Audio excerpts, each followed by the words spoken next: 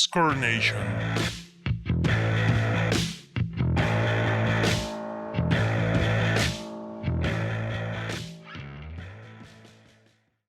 Hola, ¿qué tal, amigas, amigos? Les damos la bienvenida a un nuevo episodio de Score Nation. Te saludo. Antes que nada, Jorge, ¿cómo estás? Muy bien, Yayito, feliz de estar en otro programa más. Ya el pasado pues ya tuvimos invitado al buen Omar y hoy de nuevo solos con un tema más que interesante en este quinto capítulo de la segunda temporada. A ver, productor, ¿cuál es el cuarto o el quinto? El quinto. El quinto, ya lo muy digo el bien. productor. Bueno, aquí está el productor. ¿El quinto? Si no es el quinto, va a decir en la descripción que es el quinto porque según él no se equivoca. Pero bueno, muy feliz, Yayito, de estar aquí, de volver a tener a Alex aquí grabando con nosotros y pues preparado para charlar hoy. Sí, el día de hoy tenemos un tema. Vamos a ahondar un poquito en, como saben, nos interesan no solo los números, sino también la parte social de muchos aspectos. Y el día de hoy hemos elegido un tema que puede estarse, creo yo, muy interesante por la importancia en este caso que tiene el deporte para la sociedad.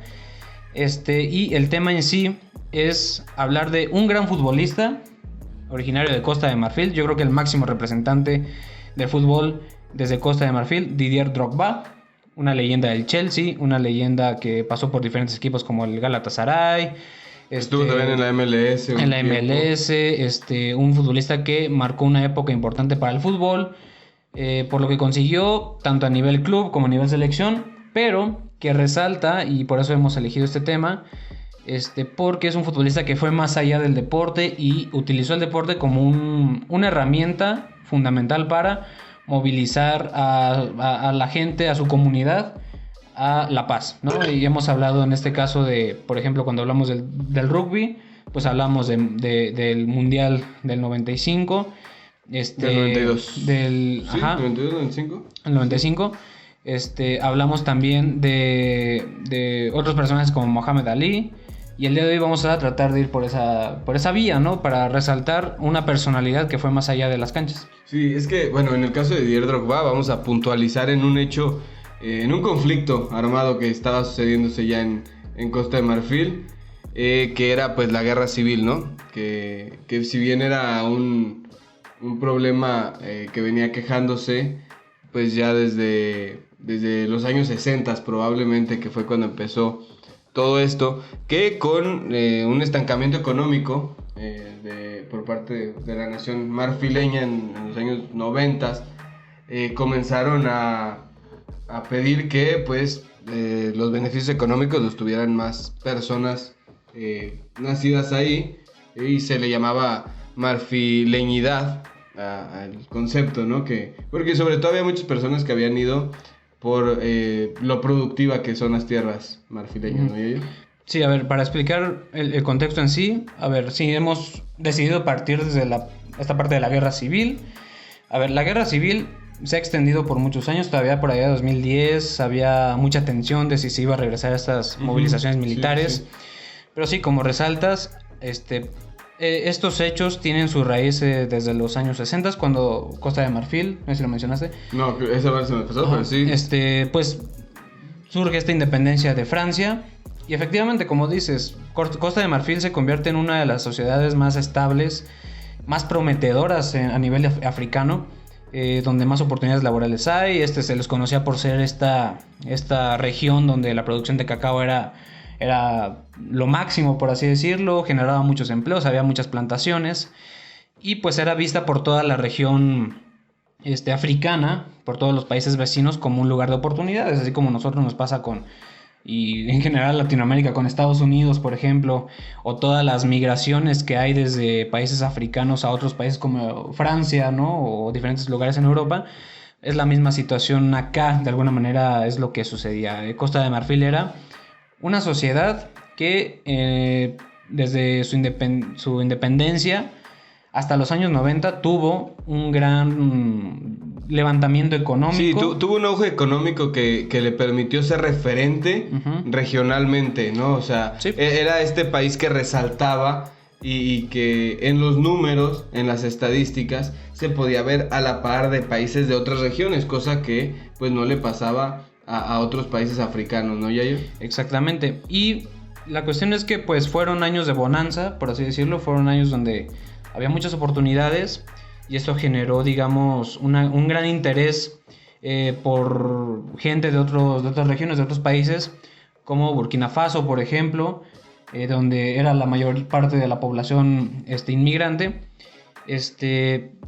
Todo esto pues resulta en muchos años de esa bonanza, pero hay una caída económica en los años 90 que, digamos, es la que empieza a fragmentar todo, ¿no? Empieza a fragmentar a la sociedad marfileña de tal manera que el gobierno en ese momento, que era Henry Konan, no sé cómo se pronuncia, se escribe Bedi, supongo que es Bedi.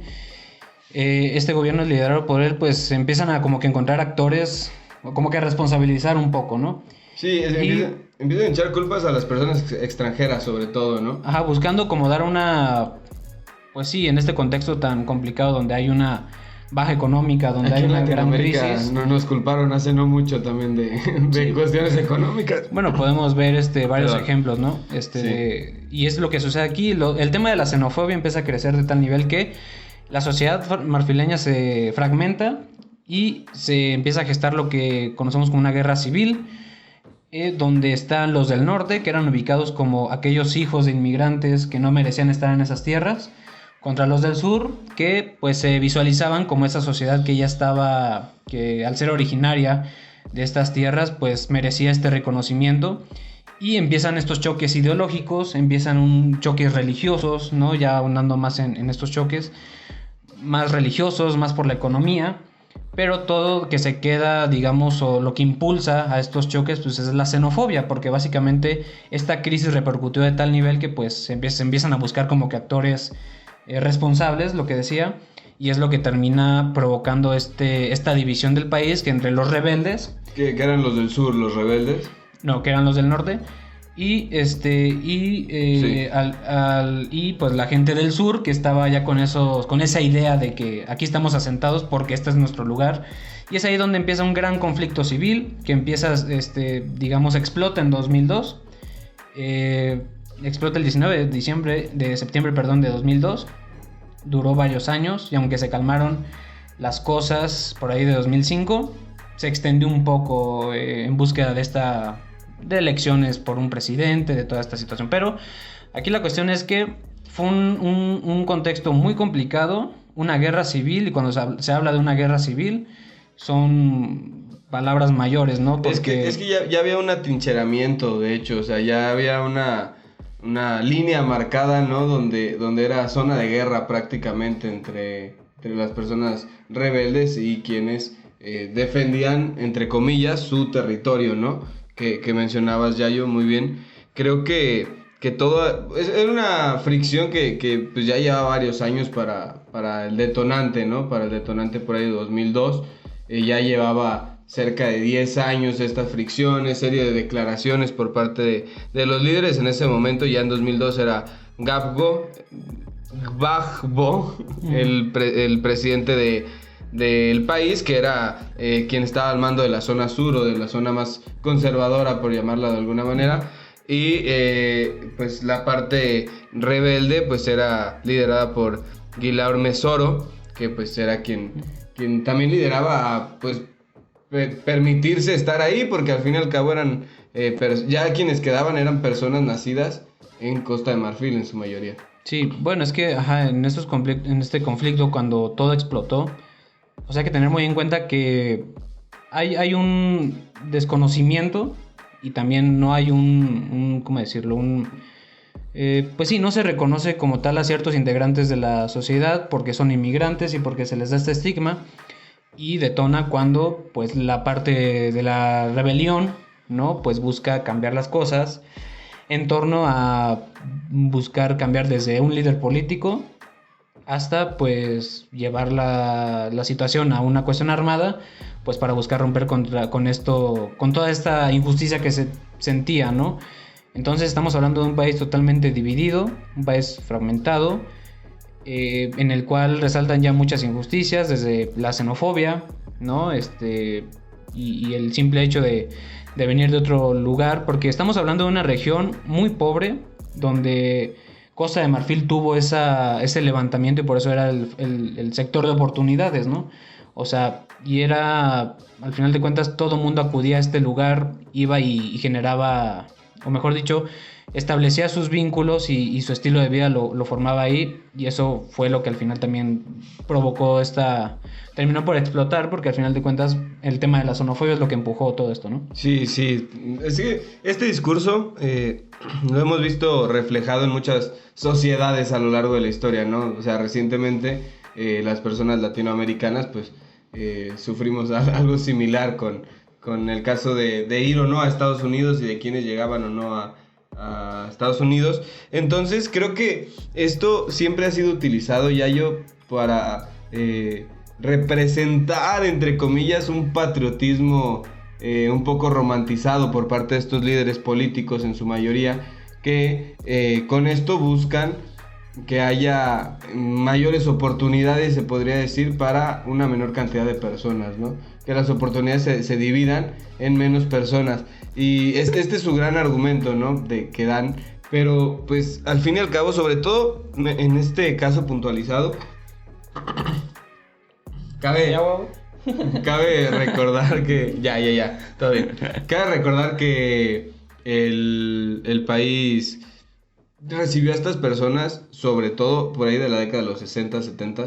Entonces ya para el 2002 o los 90, pues ya los que quedaban eran sus hijos, sus hijas, que ya muchos eran nacidos en Costa de Marfil. O sea, ya no estamos hablando de que eran personas extranjeras en este país vecino, digamos. Ya era un estancamiento de personas nacidas y que pues de alguna u otra manera pues merecían ya estas oportunidades que se habían recibido años antes, ¿no? Sí, y a ver, mencionamos principalmente las personas que radicaban ya en Costa de Marfil eran de Burkina Faso, pero obviamente por la región había otras personas de otras nacionalidades, ¿no?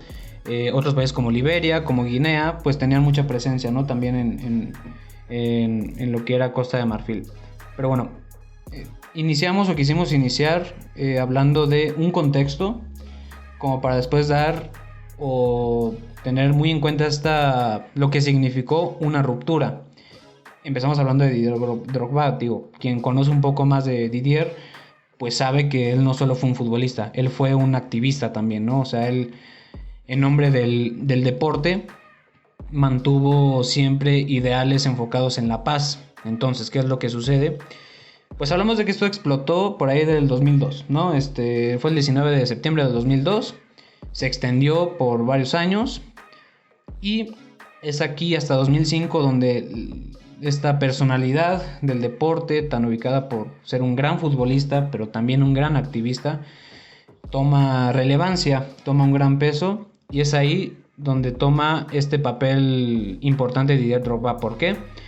Porque, como se los decía, con el nombre del fútbol, con esta clasificación en una gran competencia como lo fue el Mundial de Alemania 2006, convoca a la unión, a la paz, a decirle a los militares y a la gente en sí: tiren las armas, hay que estar unidos, hay que unificarnos porque se vienen otras cosas importantes donde tenemos que representar a Costa de Marfil de gran manera. Sí, o sea, bueno, primero, Drogba es un tipo que nace en el... Vamos a dar un pequeño perfil de quién es paréntesis Drogba, de quién es Didier Drogba, porque pues muchas personas probablemente no lo conozcan.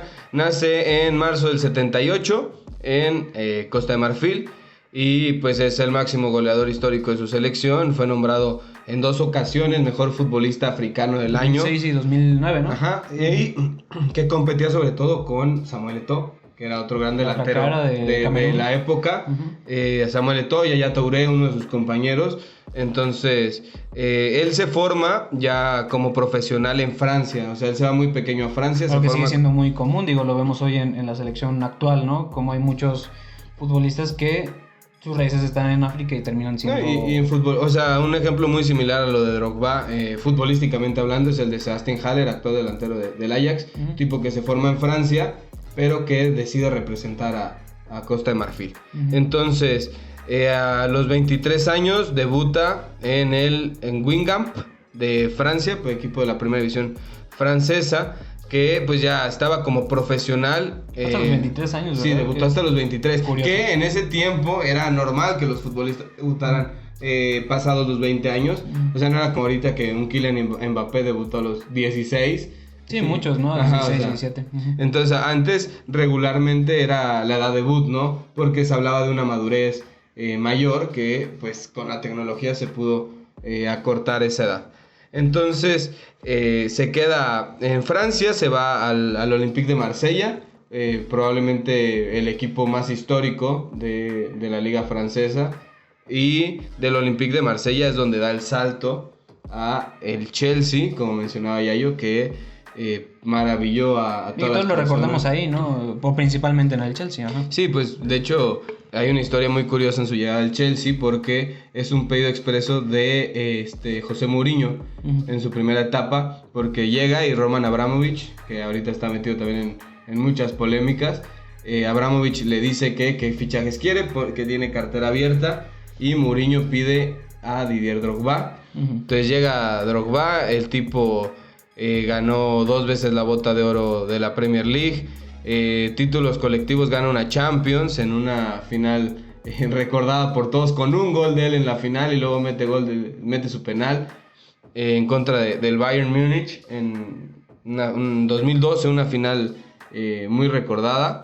Y pues ya, de ahí se va a China, luego regresa al fútbol europeo con el Galatasaray de Turquía, se va al Chelsea, gana otra Premier League con el Chelsea, y pues ya de ahí decide irse al Montreal Impact de la MLS, y ya finalizó su carrera en el Phoenix Rising, que pues ya llegaba como un jugador propietario, ¿no? Y ya en el Salón de la Fama de los mejores futbolistas africanos, ¿no? O sea, directamente, él ganó 2 veces el premio al mejor jugador del año. 2006 y 2009. 2006 y 2009. Y a ver, directamente en lo futbolístico ya es un referente, hablando, digo, no son cosas que, si bien tienen una relación muy fuerte en este tema, separando, Didier pues era un influyente en el fútbol, un delantero que metía muchos goles, metió más de 380 goles, más o menos. Un delantero muy ágil, un delantero siempre bien ubicado, un delantero que siempre emocionaba, porque al menos en el Chelsea, que fue donde tuvo sus mejores épocas, fue un delantero único, ¿no? A lo mejor si enmarcamos etapas, muchos discutirán, bueno, es que está Samuel Eto'o, ¿no? El otro gran referente, que ahorita hay más, ¿no? Afortunadamente ya podemos hablar de más, pero en esa época creo que era muy reducido esto. Hablabas de Yaya, de otros futbolistas, pero hablando directamente de los delanteros, pues estaba Drogba o estaba Eto'o, ¿no? Y entre ellos dos hicieron una gran época, pero más allá de ustedes quién consideren, de quién podamos considerar mejor o más impactante, al menos creo yo que la etapa directamente futbolística de Didier Drogba va a ser un poco más recordada que la de Eto'o, porque si bien, por ejemplo, Eto'o pues pasó por el Barcelona, fue un ídolo, en el Inter también gana Champions con el Barça, gana Champions con el Inter. En el Inter en 2010. También. O sea, él también tuvo un gran paso y a lo mejor tuvo más títulos de otro tipo. Es una realidad que por estilo de juego sí hay una gran discusión, porque al menos muchos podrán decir, resaltaba más Drogba, al menos otros podríamos, que yo soy más de gusto de Eto'o, pero también... Ahí es donde vamos a tener un conflicto. No, sí. Sí, es que me gusta mucho más el estilo de Drogba. No, y es que es este punto de que a lo mejor Eto'o, como era un futbolista más... muchas veces yo lo veía más abierto, ¿no? Más... Que también era un goleador, pero en cuestión de números, también Drogba creo que impactó más, ¿no? No tanto los títulos, sino en el individual. ¿Qué es lo que pasa con Drogba, creo yo, y por qué su carrera termina siendo tan recordada? El Chelsea no figuraba previo a Drogba. Hay que mencionarlo. Ese es otro tema, ¿dónde estaba parado? O sea, el Chelsea era un equipo que hasta la llegada del petrolero ruso Roman Abramovich no figuraba, porque se sabe que en la liga inglesa hay grandes inversores y hay equipos con un capital económico mucho más alto, y en ese momento eran el Manchester United y el Liverpool y el Arsenal, los 3 equipos más importantes. Entonces el Chelsea no figuraba. Llega Abramovich, empieza a invertir, llegan jugadores junto con Drogba y salen jugadores como Frank Lampard, otro gran ídolo del equipo blue, y con esto es con lo que creo que se le recuerda más, ¿no? Porque marca la época del Chelsea, porque a partir de ahí el Chelsea, con este apoyo económico, sigue figurando, pero previo a esta gran leyenda a tener este estandarte en el equipo, pues el equipo no figuraba. Entonces, en su caso Eto'o llegó a equipos históricos ya, tanto el Inter, el Barcelona, de hecho llega al Chelsea también, tiene una breve etapa con el Chelsea. Uh-huh. Entonces llega a equipos más consolidados. Drogba se aventó una gran aventura y de hecho llega a 2 finales de Champions League, pierde una con el Manchester United en penales y la otra la terminan ganando de visitante porque uh-huh. tocó en el Allianz Arena de Múnich. Uh-huh. El Bayern jugaba de local y la termina ganando el Chelsea con ese gol al final del partido de Drogba. Uh-huh. Y de ese peso es de quienes estamos hablando el día de hoy, ¿no? Empezamos, como les dije, con el contexto, bueno, como ustedes ya vieron, con el contexto que se vivía en África. La cuestión de las guerras civiles y de todas estas movilizaciones militares en África es todo un tema, es algo muy amplio, muy presente siempre. Entonces, ya estamos hablando del futbolista, en este caso, el deportista, que hay otros referentes, pero en este caso nos vamos a enfocar, claro, en Didier. Él fue un gran futbolista, pero con esa grandeza que reflejaba en el fútbol, es como hizo algo que no tiene precedentes, ¿no? Que algo único, algo digno de recordar, que por ahí hasta si hubiera ganado un premio Nobel de la Paz o cosas así, yo creo que hubiera sido merecidísimo, algo que ubicaríamos como lógico cuando hemos visto a otros grandes personajes en la historia.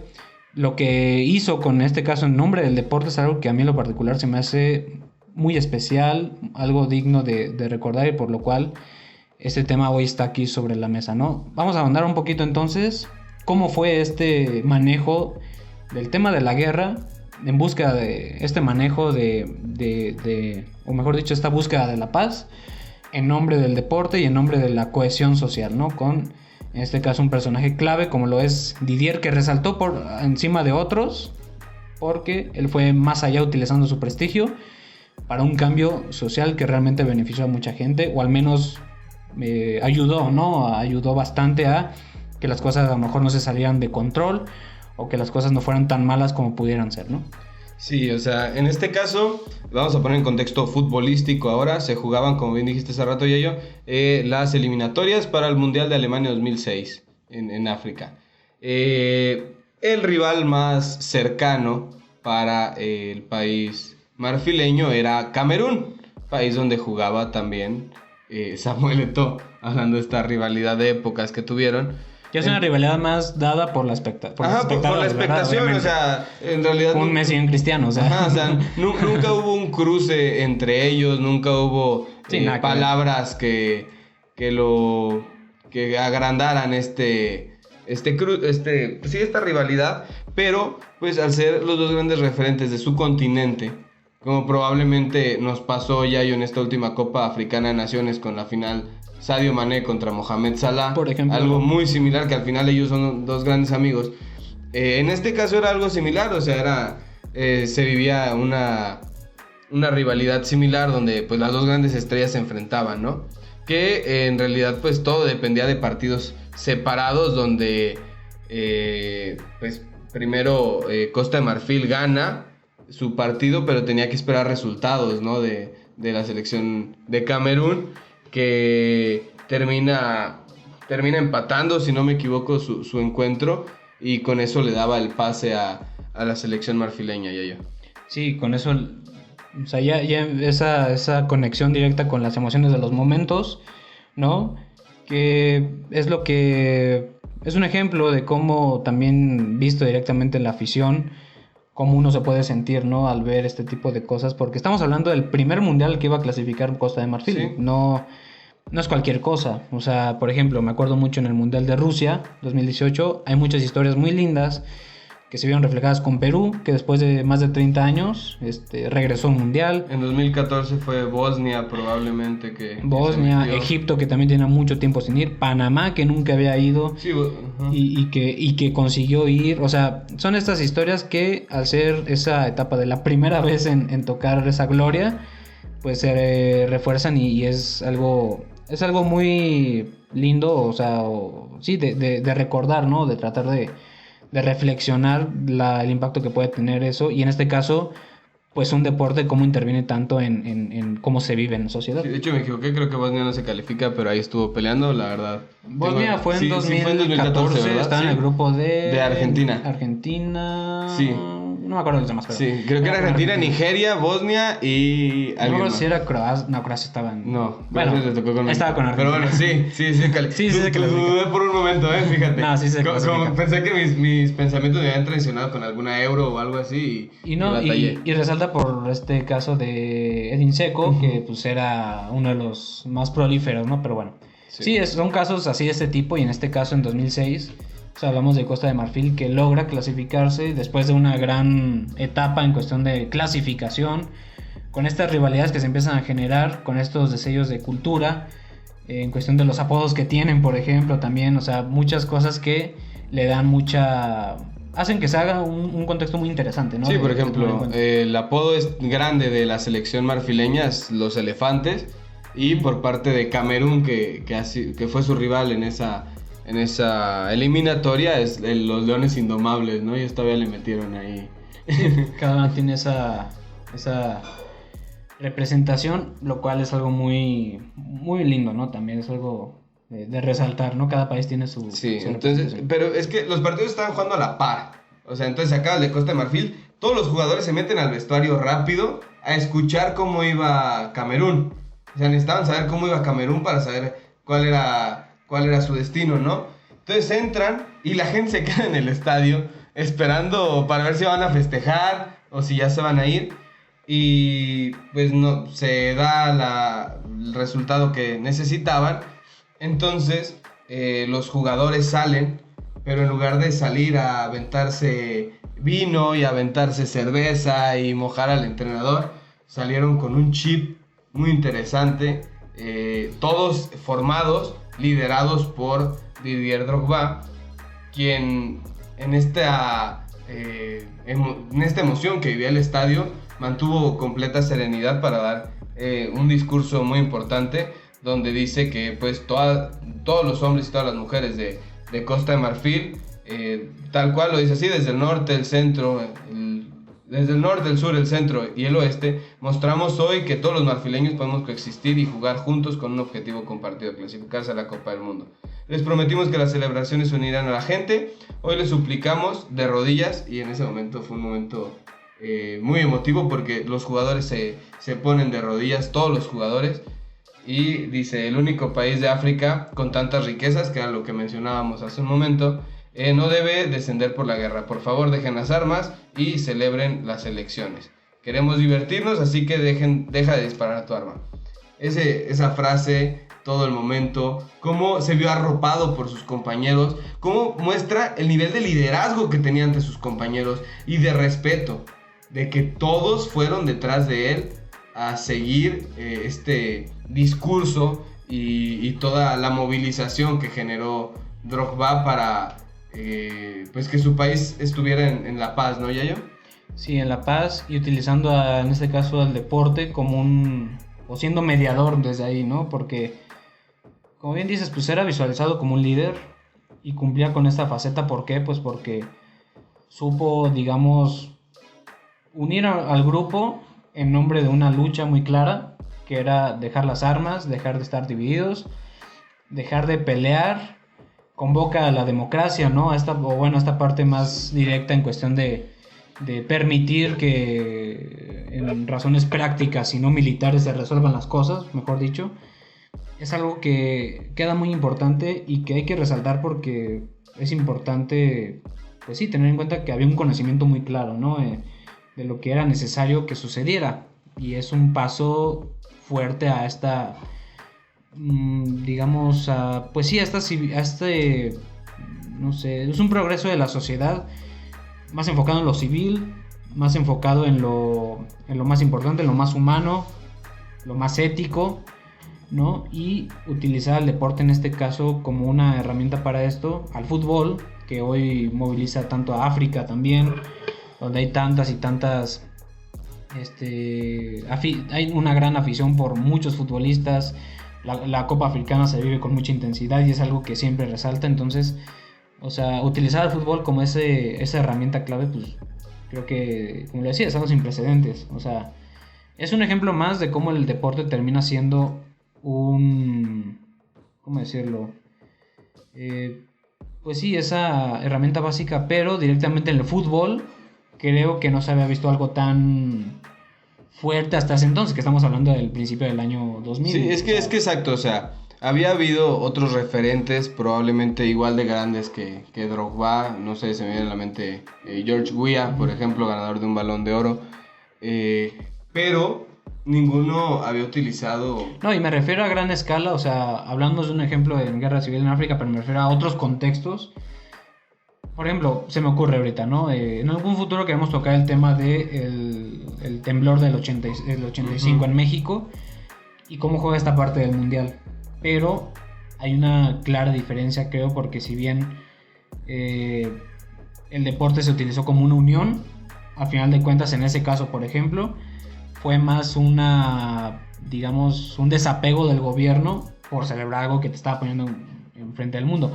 Y acá es algo distinto, porque acá al final de cuentas creo yo que sí es más directa este uso del fútbol como algo más humano y como algo que de veras te unifique, ¿no? Que no sea tanto por intereses políticos que Costa de Marfil tenga que ir a un mundial, sino que es algo que el hecho de ir a un mundial va a unificar o buscaba unificar a Costa de Marfil. Es que ese era el discurso que ya se había dado, por eso Drogba ahí dice, él mismo dice que lo reitera, o sea, era un discurso que ya había dicho de esto va a servir para estar más unidos, para poder buscar el mismo objetivo. Y creo que el punto de vista desde donde marca su discurso también es muy importante, Yayo, porque él lo marca en uno de... Ya les demostramos todos nosotros, jugadores que venimos de de todo el país, de cualquier parte, que podemos estar juntos, podemos estar unidos para buscar un objetivo, porque ustedes allá afuera no lo pueden hacer. Entonces, aparte, el impacto, o es de mayor impacto, Yayo, por quién lo dice, ¿no? O sea, porque deportivamente, ¿quién lo dice? Lo dice tu estrella, lo dice tu ídolo, probablemente el mejor jugador en la historia de Costa de Marfil. En ese momento era el gran nombre, o uno de los únicos nombres que se tenían en Europa a tal nivel, un tipo que la estaba rompiendo, y que en realidad, Yayo, pues él, entre comillas, pues no tenía la necesidad, él vivía en Inglaterra. O sea, él no era que vivía ahí. O sea, si te pones a verlo desde un punto de vista más lejano, él no vivía ahí, él no sufría las consecuencias directamente de la guerra civil. Entonces, es como... Bueno, es que la discusión sería, moralmente, ¿la tendré o no? Porque también esta parte de decir, pues sí, él podía alejarse de esos problemas, pero... Exacto, o sea... La cuestión es también, sí, pero la cuestión es el tema familiar, el tema de la gente que está pegada a ti, que sigue en estos lugares. Pues sí, o sea, cualquier persona, a lo mejor, si tenemos un problema aquí en donde vivimos, por ejemplo, y podemos salirnos y podemos alejarnos, como lo que está sucediendo ahorita en Ucrania, por ejemplo, la gente está saliendo y la gente está buscando salir, hay refugiados en otros países ya.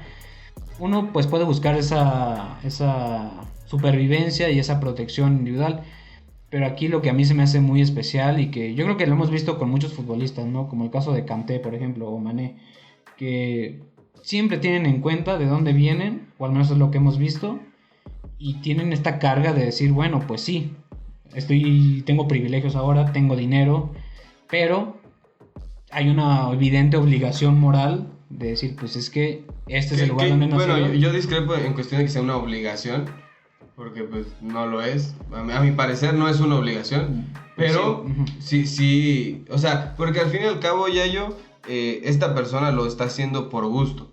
Lo está haciendo porque le nace, porque le parece que es la opción adecuada. Entonces, porque también hemos visto otros futbolistas africanos que no lo han hecho. O sí, sea, es que cada quien es libre, exacto, ¿no? o sea, es a lo que voy. No creo que sea una obligación, pero sí es un aspecto interno que es de valorarse, ¿no? Que ver también por el bien común, no solo por el propio, y en este caso, pues por la paz de un país entero. Obviamente no estaba obligado, ¿no? Es obvio, pero yo en lo personal creo que es necesario. Es totalmente necesario porque... Y de ahí nace esta discusión. Aquí está teniendo un problema. ¿Estás bien? Se está burlando de Tiene nosotros. un dolor creo. de cabeza Tengo sed. fuerte. Bueno, sí, no está obligado, pues claro, o sea, puede no estar obligado, pero uno trata de también ponerse en los zapatos de alguien. Yo me imagino, pues si yo tengo un problema de este tamaño, si mi familia o mi gente, ¿no? Con la gente con la que convivo, está a punto de... no puede salir de un lugar que está a punto de explotar en una guerra, ahí entra este debate de... Por eso digo obligación moral. Pues es que es donde te formaron, es donde lograste... ¿De dónde vienen tus raíces? Donde vienen O sea, tus raíces. Está libre, claro, de no hacerlo. Eso no queda, es una decisión personal. Ujú. Pero si estamos en un contexto tan violento, tan falto de empatía, que buscamos empatizar muchas veces, pero luego terminamos por Buscamos empatizar. dividir más. Buscamos empatizar con nuestros intereses. También, entonces es donde yo ahí siento que pues termina por ser algo, no digamos obligatorio, necesario, ¿no? Sí, necesario. Y que siempre para estos movimientos ya se necesita de esta persona con reflectores. O sea, porque... Pues alguien que movilice. Exacto, o sea, alguien empatía, ¿no? a quien sí le pongan atención. O simpatía, mejor dicho. Ajá, alguien a quien sí le pongan atención, Ujú. alguien a que puedan considerar como alguien a quien darle respeto, una autoridad moral o como sea. Entonces, este caso de Drogba, de verdad, o sea, y yo lo recuerdo muy poco en su momento, estaba muy pequeño, pero cuando comencé a leer sobre todo esto, y cuando creces y te das cuenta de toda la influencia que tuvo en el país, porque estamos de acuerdo, eso no paró la guerra civil, no la paró por completo, pero comenzaron a partir de ahí movimientos. Ahí comenzó esta parte más de vamos a encontrar vías que no sean lo militar, que no sean Vamos a las hablarlo. armas. Vamos a negociar y se empiezan a gestar ciertos planes, O sea, a hacer ciertas firmas. Obviamente no fue, o sea, a partir de ahí no todos dijeron vamos a abrazarnos y ya, no, pero fue este parteaguas importante que necesitó Sí, la nación impulsó mucho. marfileña para poder tener la paz, o sea, poder vivir como una sola nación y no terminar atrincherándose más y al final pues matando más personas porque pues era lo único que habían conseguido, que las personas siguieran muriendo, porque no hubo un auge económico con la separación. O sea, la parte del sur, que eran las personas que tenían sus raíces, entre comillas, en Costa de Marfil, pues no tenían este resurgimiento económico porque estaban gastando recursos en la guerra.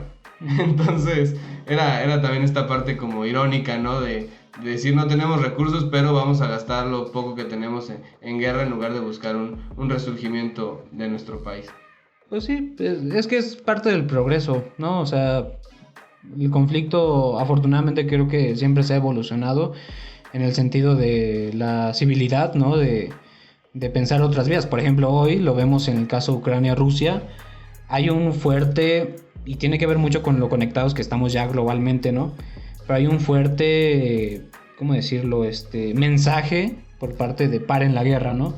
Lo vemos obviamente hablando del deporte, pero hay un fuerte mensaje de los gobiernos, de la gente en redes sociales, de los equipos de fútbol, de los equipos de béisbol, de donde sea, de paren la guerra. No queremos que todo termine por ser una catástrofe, ¿no? O sea, algo lamentable, algo que termine en tanta sangre. Ya se procedió en temas militares, ya hubo una invasión, ya hay ciertos atentados, pero la cuestión es que hay un progreso en el sentido de que pues ya más rápido creo yo vamos a buscar la parte más civil, ¿no? Más la parte más de resolver las cosas sin tanto fuego. Después de tantas etapas tan oscuras y tan negras que se ha vivido, pues también es lógico, creo yo, o confío en que ya se busque una constante en el resolver las cosas por otras vías. ¿Qué digo? En este caso, cuando la diplomacia se rompe, cuando ya este tipo de relaciones se rompe, pues ya es lo complicado y lo que termina explotando, ¿no? Pero confío en que pues estamos en una época donde Y aparte, ha progresado esta parte de ser más humano y buscar no tanto ya solamente las balas. exacto, o sea, aparte de no buscar la individualidad, ¿no, Yayo? Porque aquí, por ejemplo, poniendo estos ejemplos, estás buscando meramente un beneficio individual o de tu grupo cercano, ¿no? O sea, y con esto que perjudicar al otro. Entonces sí, como es, o sea, esperemos que esto también acabe, lo que estamos viendo en la actualidad, porque es triste y nos toca verlo desde lejos, porque pues claramente estamos muy lejos geográficamente y pues es desesperante probablemente para muchas personas todo lo que está sucediendo, todas las personas que están siendo involucradas, siendo inocentes, perdiendo sus casas, perdiendo todo por un conflicto armado que ojalá que de verdad se detenga. Supone que se va a negociar una segunda charla entre los dirigentes a ver si se llega a algún acuerdo, pero pues sí, o sea, y en este caso, regresando al caso de Costa de Marfil, pues hubo esta persona con los reflectores, ¿no, Yayo? Que pues de alguna u otra manera influyó tanto que el conflicto armado, por lo menos, pues empezó a pausarse para comenzar a firmar el alto al fuego. Exactamente. Y bueno, ahí queda esta etapa en el sentido de que, pues sí, después hubo diferentes riesgos, ¿no? Para el 2010, 2011, se sigue hablando de muchos riesgos en cuestión de una guerra civil. Quedan como 5 años probablemente después, ¿no? De sí, todo pues, esto. Fue ese lapso posterior. Pero bueno, aquí lo importante, o al menos en este caso particular, es resaltar la imagen de Didier, que terminó por ser un gran futbolista, un gran activista, aunque a lo mejor no estaba muy acuñado el término, o no se tomaba tanto en cuenta, pero va en referencia a eso. Y pues Didier termina siendo una gran personalidad en términos generales, ¿no? Recordada con gran sentimiento y con gran apego por eso que hizo socialmente, pero también por lo que hizo futbolísticamente. En términos generales, al menos desde la visión pública, es una gran personalidad. Sí, o sea, la visión pública que comenzó a tener y el ojo con el que se le empezó a calificar como persona, porque al fin y al cabo esto te valida como una persona diferente, ¿no? Porque buscaste desde tus medios hacer el cambio, y si tus medios son masivos, pues el cambio también puede llegar a ser masivo, ¿no? Y este fue el caso. Igual, ya yo no sé si quieras apuntalar como estos puntitos importantes del capítulo, que fue un capítulo pues lleno de algunas vueltas por todo lo que engloba el tema. Sí, pues como resumen, una guerra que dio comienzo por la xenofobia, por este desacuerdo luego de una gran crisis económica que vivió Costa de Marfil, y qué es lo que sucede aquí después de esta división, después de que una guerra civil se avecina. Pues hay alguien que está jugando fútbol, que está, digamos, teniendo esta presencia fuerte, que gracias a su gran prestigio como deportista logra llamar la atención y tiene un mensaje muy claro que es pues ir en son de la paz. Y el punto importante que yo también quisiera resaltar como para finalizar este esquema, pues es lo importante que fue y la importancia que se le da en este caso a un mundial, para que eso fuera el principal potenciador de esta búsqueda de la paz, clasificar un mundial y enfocarnos ahora en esta parte más política, ¿no? No, me refiero a esta parte más amena de vivir el deporte. Para quien dice que siempre utilizan el fútbol como una cortina de humo. ¿Qué? Hay contextos en los que sí se utiliza así, pero pues un caso, una excepción. Sí, pero que el ataque es directo al deporte como si no debiera existir. Exacto. Pues hay que entender esto, exactamente. Cómo es utilizado el deporte para mal. Pero este es un ejemplo de cómo es utilizado el deporte para un bien total. Y cómo una figura pública, o que ahora se le llama influencers, a todas estas personas que tienen influencia sobre cierto grupo de personas. Sí, o sea, no estos que solamente se llaman influencers porque tienen muchos seguidores en redes sociales. Todas las personas con influencia pública pueden utilizar sus medios para cosas positivas, o sea, no únicamente para llenarse más los bolsillos de dinero, sino que está esta salida por el bien público, ¿no, Yayito? Pero pues algo más que quieras agregar. Nada, solo me gustaría reconocer esta parte de Didier, un gran futbolista, nos maravilla a muchos, nos encantó verlo jugar. Igual a ver si el producer pone foto aquí de Drogba, ¿quién nos está escuchando? Y así como Didier... También quiero resaltar esta parte de cómo Sadio Mané, por ejemplo, hace mucho esta parte de... Mané ha hecho una gran inversión, sobre todo en la educación, en cuestión Senegal. En Senegal. Ajá, es su país, pero sí. Y hay muchos nombres, o sea, cada quien va a tener esta parte importante que es necesaria al final de cuentas, porque si se tienen los medios, tanto económicos como psicológicos, como lo que sea, pero si tienen los medios para hacer algo bien, si tienes la verdadera oportunidad para cambiar algo, pues hay que hacerlo. Y estoy seguro que... Uno tiene que reflexionar también en sí mismo, ¿no? ¿Qué puede hacer uno? O sea, estoy seguro que ha habido muchos más casos. Sí, claro. Porque en realidad, o sea, el caso de Sadio Mané, él no lo ha hecho público directamente. Uh-huh. O sea, él no ha hecho público las inversiones que ha hecho, pero pues como al final o algunas son transferencias al dinero público, pues tiene que haber esta cuestión de transparencia y se sale a la luz todo el dinero que ha invertido en su país. Y así como él, debe de haber muchos otros jugadores africanos, exjugadores africanos, deportistas que pues han buscado el bien de su país, ¿no? Y que por el tema de no hacerlo público, de no querer hacerlo público, a lo mejor pues no se le ha dado el peso que debería, porque de verdad es un peso muy importante querer sacar de una situación difícil a las personas que te rodean, ¿no, Yayo? Y ojalá que siga siendo algo presente en cualquier contexto. Pero bueno, yo creo que ya cerramos hasta aquí. Fue un programa un poquito más, un capítulo más opinativo. No, pues digo, a grandes rasgos dijimos lo que logró Drogba. Sí, o sea, aparte fue un capítulo mucho más serio por el tema que se tocaba, ¿no? Sí, totalmente, exacto. Pero igual si quieren saber más de Drogba, es fácil encontrar sus grandes goles. Fue un gran deportista. Busquen ese gol en la final contra el Bayern Múnich. yo ese día quedé fascinado. Es uno de los mejores futbolistas que yo he visto. Sí, es maravilloso, ¿no? Y fue un gran futbolista. Yo me quedo con eso, con que fue un gran futbolista. Y sobre todo comprometido con su gente, ¿no? Con su sociedad. Pues bueno, Yayito, muchas gracias por haber estado el día de hoy conmigo. El producer también, gracias por haber estado con nosotros. Pues yo creo que... Ya se quiere ir. que ya tiene ganas de... Vamos a grabar 2 más, ni modo. Ahorita nomás nos cambiamos de camisa.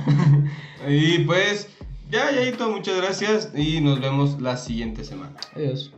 Bye.